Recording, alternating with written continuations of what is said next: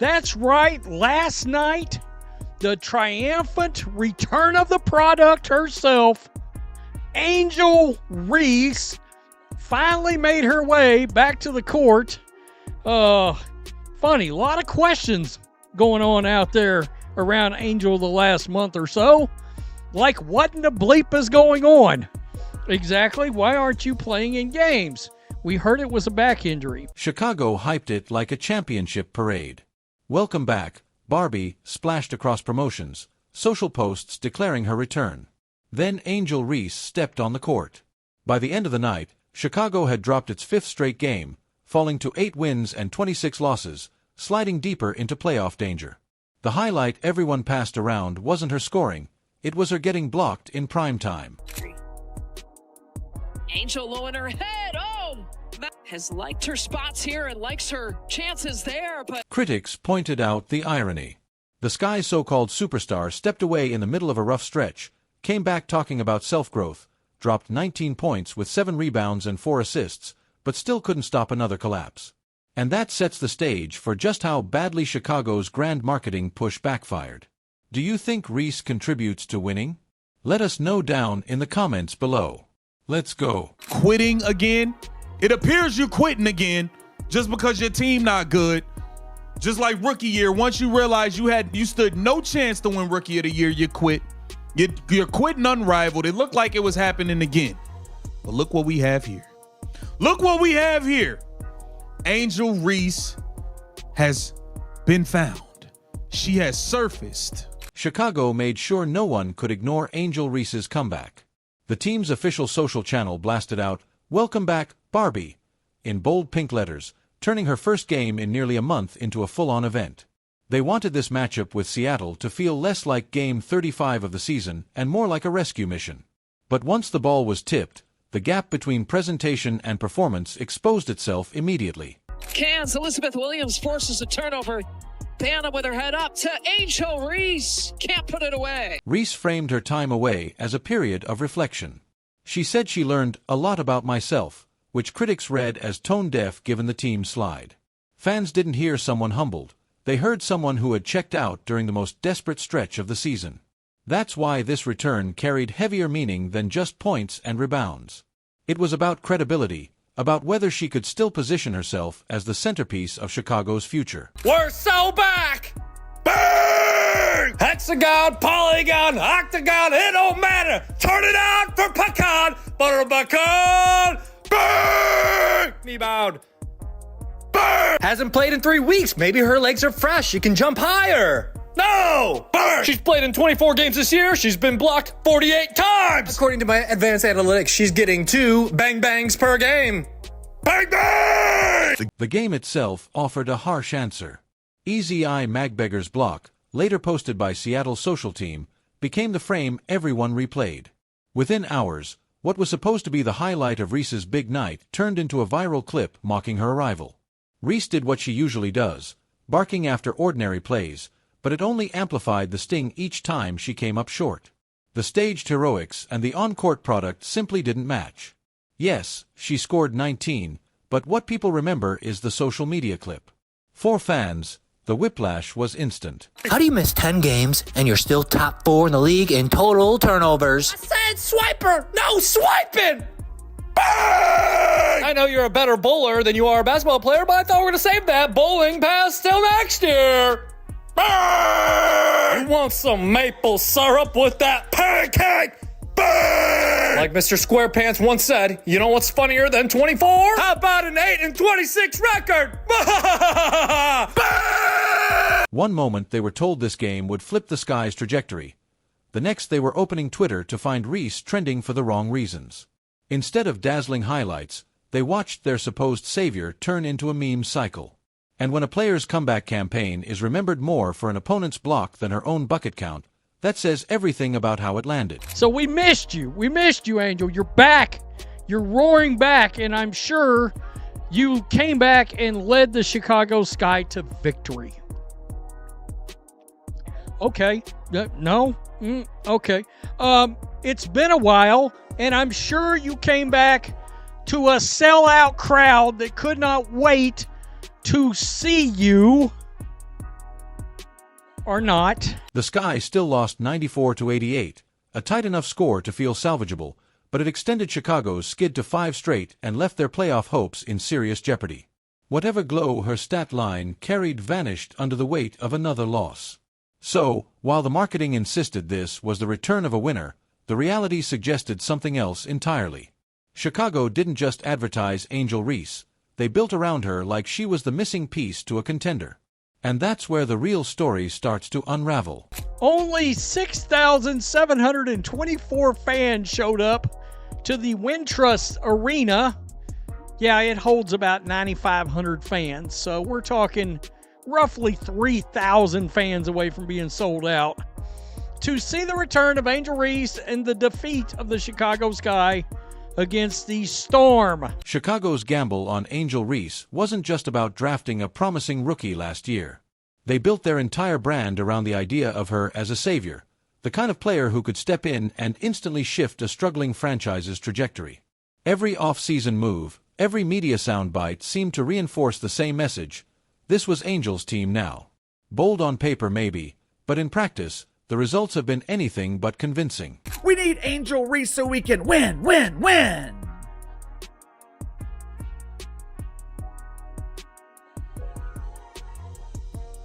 Win? Since when has Angel Reese contributed to winning? The Chicago Bravado were routinely getting their ass kicked when she was healthy. Outside of the female Suns from Connecticut who seem to be losing intentionally, the Chicago Bravado are the worst team in the league. That supposed win-now off-season is a perfect example. The Sky didn't settle into a patient rebuild. They made moves that screamed urgency. The most telling, Chicago moved the number 3 pick from the 2025 draft, Sonia Citron, to Washington. She's been thriving with the Mystics, versatile, steady, and quickly winning fans over with her play while making a push for Rookie of the Year. Meanwhile, the Sky brought in veteran Ariel Atkins, a proven scorer and defender, as part of that same push for immediate results. The logic was clear. Give Reese the keys at forward, surround her with an experienced guard, and chase the playoffs. It looked like a reasonable formula if you only read the transaction notes. The problem is, none of it has materialized on the floor. And no regrets for the rookie Sonia Citron with a magical move for the Mystics. She's fierce. Citron. Citron, the back cut. Nice drop off the area. Fan gets the bucket. Nice dime right there in front of the rim. Citron is blossoming in D.C., flashing star-level potential almost every night, while the Sky remain buried in the standings. Atkins is solid, no doubt, but she isn't the kind of force who can flip a team's record alone. And if the expectation was that Reese would be the missing ingredient to turn close losses into wins, well, the standings speak for themselves. Chicago sat at 8 wins and 26 losses after that defeat, among the worst records in the league, and their playoff chances were effectively dead before the season was even over. This is where the Reese the winner story starts to show its cracks. Marketed as someone who brought a championship mindset, she has yet to lead a WNBA team into the postseason. Critics seize on that reality every time the narrative gets repeated. It's been all hype, no results. To be fair, Reese has put up numbers that stand out individually, about 14 points and 12 rebounds a game, but even with those stats, the Sky haven't managed to turn her production into team success. When Angel Reese is on the court, the only thing you're winning is the number 1 pick in the draft. Ironically enough, if the Chicago Bravado get the number 1 pick in the draft this year, they don't even get to keep it. It belongs to the Minnesota Lynxers. So not only are you stuck with Angel Reese, you also don't have a draft pick so you can select a player that actually knows how to win. The team's performance without her only fuels more criticism. During stretches when Reese sat out, Chicago sometimes looked sharper, more balanced, and arguably more competitive. That doesn't mean she alone is dragging them down. It's obviously a messy roster-level problem, but the perception is there, and perception matters. Which leads to another uncomfortable question hanging over all of this. When Reese disappeared for nearly a month in the middle of that collapse, what really happened? The facts was she had not finished any season. Her rookie year with the Sky, she tapped out. She did not finish with unrivaled. She tapped out, didn't even show up to the playoff games. And then this season, post All-Star break, it seemed like that is all she cared about. She realized this team stinks. Tyler Marsh is a bum. Jeff P's a bum. They all stink. When Angel Reese missed nearly a month of action, the explanations around her absence only added fuel to the questions surrounding her. The official word from the Sky was a back issue, and Coach Tyler Marsh even said at one point, "If Angel didn't say, that's her story to tell." Reese herself called it a chance to learn a lot about myself. To supporters, that framed it as a needed reset. But to critics, the timing looked suspicious. She said, "I'm so happy to be back playing the game that I love." All right. So here we go, right here. This is Angel. She's going to be going down the court. Again, she's much improved from the field.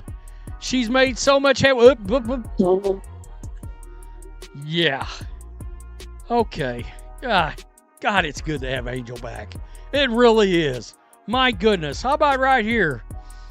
Angel Reese is the most blocked player in the WNBA, and believe it or not, I believe that's a real stat. Her last game before the break came on July 29th against Washington, and she didn't reappear until August 19th. That meant 7 full games gone during a stretch when Chicago was still clinging to faint playoff hopes. The length of time was enough to matter. With the Sky spiraling, every missed start carried weight. And when she returned, it wasn't like she trudged back slowly.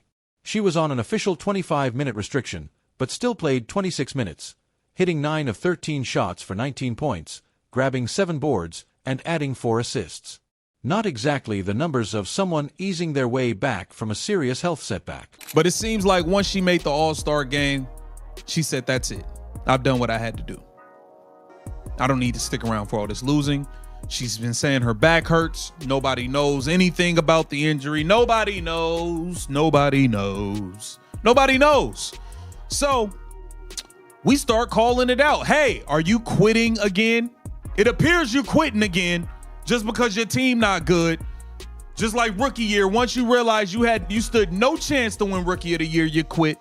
You're quitting unrivaled. It looked like it was happening again. That sharp contrast is what made the whole story hard for some fans to buy. Typically, when a team's centerpiece is sidelined, there are visible updates, practice footage, rehab reports, or at least shots of them present on the bench. With Reese, updates were scarce. The Sky were tight-lipped. She wasn't a noticeable presence courtside, so people filled in the gaps themselves. Commentators tossed around labels like quitting and pump faking, while others insisted it was a legitimate injury paired with a mental reset. Both narratives existed at once, but the silence from the team is what let controversy grow. And just like clockwork, Angel comes back, Cardoso's numbers go down. If I'm Cardoso, I'm wanting out of Chicago. I'm getting the hell out of Chicago. Seriously. Brittany Sykes, Skylar Diggins. Skylar Diggins had 24 for the Storm last night, and Angel's return. So, Angel, of course, so happy to be back, and she was welcomed back by so many fans. Oh, dearly beloved. And then there were the words she chose when she finally came back. "Happy to be back playing the game I love. I learned a lot about myself." That's what stood out. It didn't sound like the usual athlete post-injury checklist. No mention of therapy sessions, no talk about treatment milestones, none of the specifics fans expect to hear. Instead, it sounded vague. And because it came at a moment when her team was crumbling, that vagueness was easy to spin negatively. Meanwhile, Chicago's record didn't change much without her. They didn't suddenly improve, but they also didn't collapse further, which gave critics an opening. Maybe the Sky weren't built any worse without her. And maybe her absence wasn't the crucial factor supporters claimed. To skeptics, the stretch simply underscored a bigger pattern. Her impact doesn't match the star billing. Capital L in love, or capital L for loss? Maybe? I don't know. I mean, so many people were happy. Reese report, so happy. You made so many people happy tonight. You made so many people that squeezed in just a mere 3,000 people short of selling out the arena. It was literally only 3,000 fans away from being standing room only. So by the time Reese came back with banners, posts, and a big return, the story wasn't about how she would lift the sky. It was about whether her absence revealed exactly why the team's season was unraveling. That contrast becomes clearer when you compare Chicago's chaos to another franchise that's been facing its own challenges but handling them in an entirely different way. Meanwhile, Indiana has taken a completely different path. The Fever have dealt with injuries too, but instead of falling apart, they've leaned on their foundation and kept competing in every game. The results aren't flawless, but the trajectory feels real. Each outing looks like a step forward instead of another excuse. That's the difference when a roster's identity is deeper than marketing. An assassin! Kelsey Mitchell! Every game is a home game! Listen to the crowd in Connecticut. Final score in overtime. Fever 99, Sun 93. And Indiana completes the greatest comeback in franchise history. At the center of it all is Caitlin Clark. She isn't just scoring or putting up numbers. She's making Indiana must-see TV. Reporters and fans alike note how her presence bumps attendance and turns every stop into an event. Injured or not, people buy tickets to see Clark, but they leave invested in the team. And unlike highlight reel scoring lines that vanish when the final buzzer sounds, the excitement she generates actually sticks. She's become the emotional core of a team fans want to follow, making sure she shows up for her team whether she will play or not, unlike Reese, who you barely saw with the team during her one-month hiatus. It's another double-double for Aaliyah Boston. Boston will fire a three. It's in. Goes to the putback. Plus the foul. Oh, look at Boston just muscle her way into Charles and lay it in. Boston deep position. Boston pretty spin. Back to Boston. Who ties the game? Boston now with her 15th double-double of the year. That's a new Fever franchise record. But Indiana isn't just the Caitlin Clark show. Aaliyah Boston continues to be the steady anchor in the paint, giving the Fever a reliable front-court presence every night. Around them, Lexi Hull chips in with defense and hustle, Kelsey Mitchell remains a consistent scorer who can carry stretches of offense, and Sophie Cunningham provides spacing and toughness, doing the unglamorous work that winning teams depend on. Put together, they form a lineup with balance and accountability, the kind of roster that doesn't vanish when pressure spikes. That balance is visible in the results. Indiana has shown it can grind out wins even while shorthanded, like the overtime performance that had national outlets buzzing when Mitchell erupted for 38 points. Those are the kinds of moments that convince fans this team actually knows how to push through adversity instead of folding under it. An assassin, Kelsey Mitchell, has a new career high.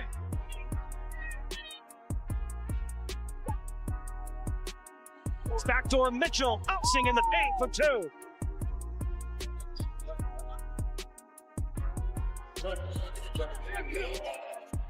Kelsey Mitchell, the big is matched up. Mitchell squeezing through for two and the foul.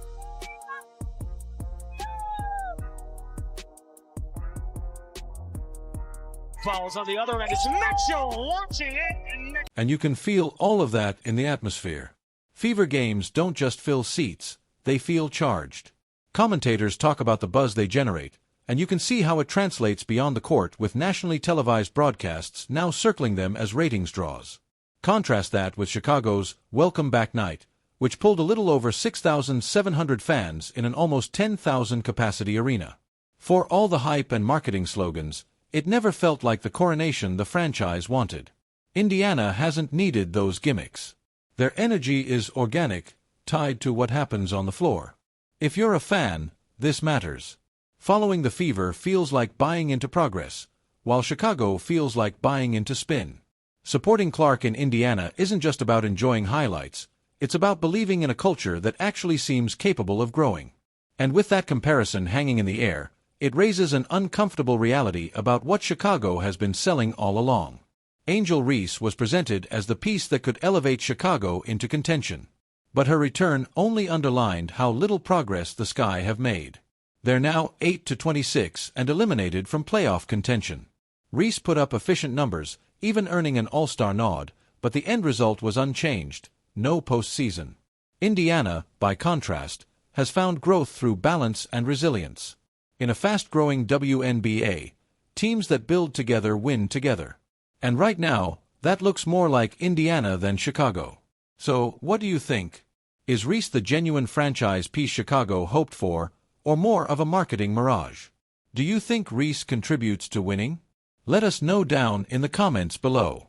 Like, subscribe, and turn on all notifications so you never miss out. Click the video on the screen, and we'll see you in the next.